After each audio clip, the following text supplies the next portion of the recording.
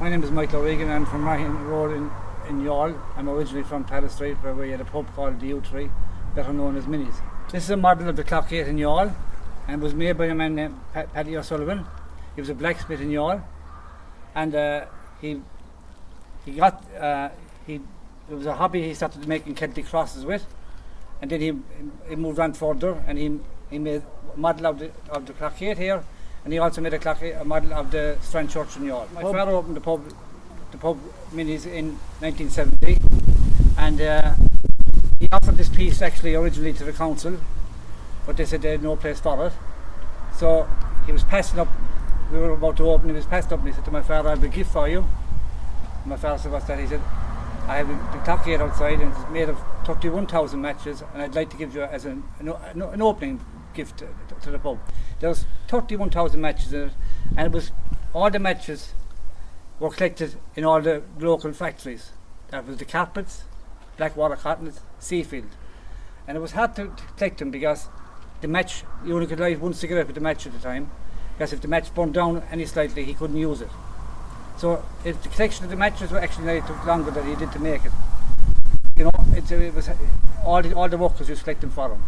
But he had a multitude of people collecting them for him, because the Strand church model is 56,000 matches, which is nearly twice that size. He had his team in the factories basically. All the factory workers used to collect them for him. I think this one took him 12 months, and the Strand church took him 18 months. The landmark is the clock here, which is the centre of the town. Like we'll look back here, and we have the town walls, where you see the tower again, another landmark in the town. But he just picked that and the Strand church. They were his two favourite buildings in town. That's where he made it. I think Billy Mattis made one as well, but it wasn't as many matches. It was I think about 10 or 11,000. But this one here is actually solid, and even the clock on the top of it is made of matches. And it also you can light it up inside at night time. And if you had it in a dark room, it looks absolutely amazing. We had it lit up. It was on a shelf when you come into the main lounge door. It was the first thing you'd see. And over the years, the Irish Press, which was no longer in circulation, did a piece in it, and the Examiner did a kind of a centrefold at one time. They were amazed with it's the detail they couldn't get over, like the clock itself, everything. It's all matches. Even up here, in the grooves, every groove is matches. I think it was a blacksmith by trade, and I think he's used, as his workshop, he's made the detail. It's the detail of it. If you could see it in reality, which I've never had any problem with showing to people or anything like that. If you could see it in reality and examine it, you'll be blown away with it. I actually had a few young lads up here, well, not young lads, in their 20s, and they were doing a bit of work for me, and they saw it I have in the house.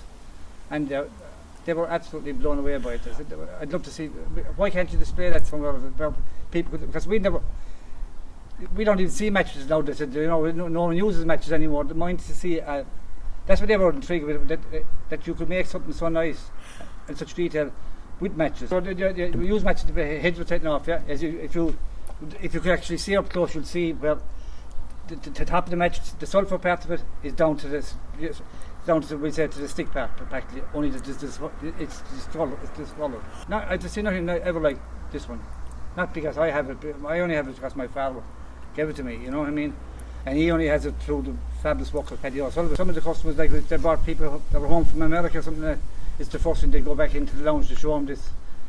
People people that hadn't been home for years or something like that, and they'd be looking at it for an hour. They'd be intrigued with it. What I really blows my mind is that how is it stayed so solid still. That's 50 years ago. It was given to our family, and it's a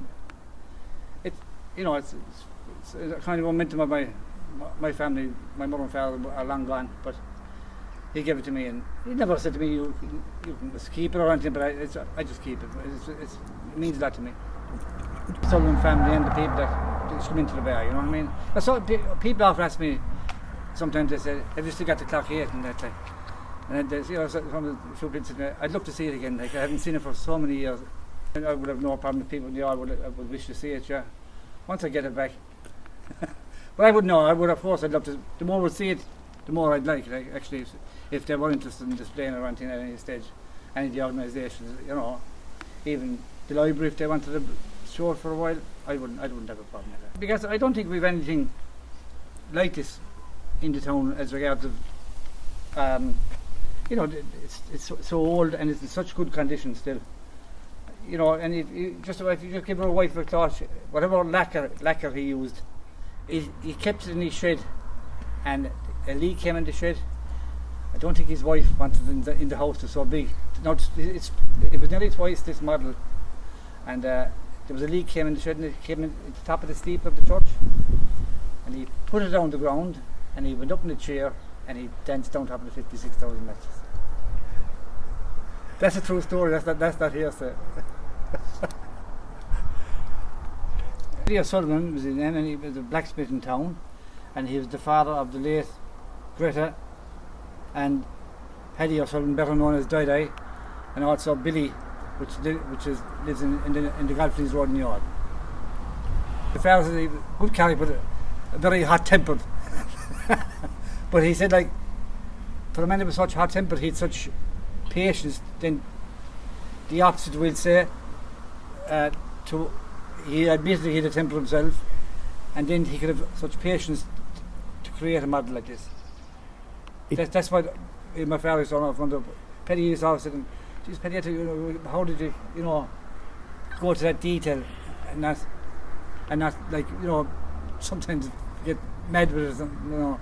He said when he was doing that, he was a different human, he felt a different man. He was just in another world of his own. My mother and father owned the deal too, and to say my mother was a character was putting it mildly. She wasn't big in stature, but by God, she could handle any the biggest and the toughest in town. When they came in after road of water, she'd be the first to throw them out. She'd have a savage reputation for throwing people out. And you get the odd box offer as well. My father was a quieter man, and he just ran the show, like his regards running the bar. She would have been definitely front of house, as they call it nowadays. She definitely was hands on, like no messing taken, no prisoners taken in our place. It was great characters, you know, great people. Like even, you know, people that would have been Paddy O'Sullivan's age, like, you know, like Paddy Lowe, he'd have been a grandfather to the Reverends in Youghal now. You know, you had Tommy Shiloh Keneally, they'd all have been of the same. And Tommy Kennefic, he lost the leg in World War One, the night before World War One was actually finished, that night before it, and they would have been of Paddy O'Sullivan's vintage, like, you know, more so than the younger people. It was a different era, different times, and they were good times. People lived for each other that time. It was like, when you have a bit of fun in the bar at the time, the whole bar had fun together. It wasn't like that there's 4 or 5 on a mobile phone in one corner and there's another 4 or 5 in another corner. It was, they mightn't have had as much money and all that, and they wouldn't have been as affluent, but they were really good. They were good times. They were good people. They lived for each other rather than live for yourself. They lived for each other. A lot of my, you know, I remember, because I was only 10 or 11 when we opened the bar, but I was walking behind the bar. They were the days that when you were family, you walked behind the counter, and that was it, you know. But yeah, there was great people there. Like Kevin Kelly now would have been one of my favourite characters, which would be an uncle of Barton Kelly's, and Paddy Kelly, the garage man, and that Kevin would have been maybe my favourite customer that time. We got on like a house on fire. You know, when Kevin Kelly then lived out next to Paddy Sullivan, they would have been maybe about 5-6 doors apart. They came from the same area, you know what I mean?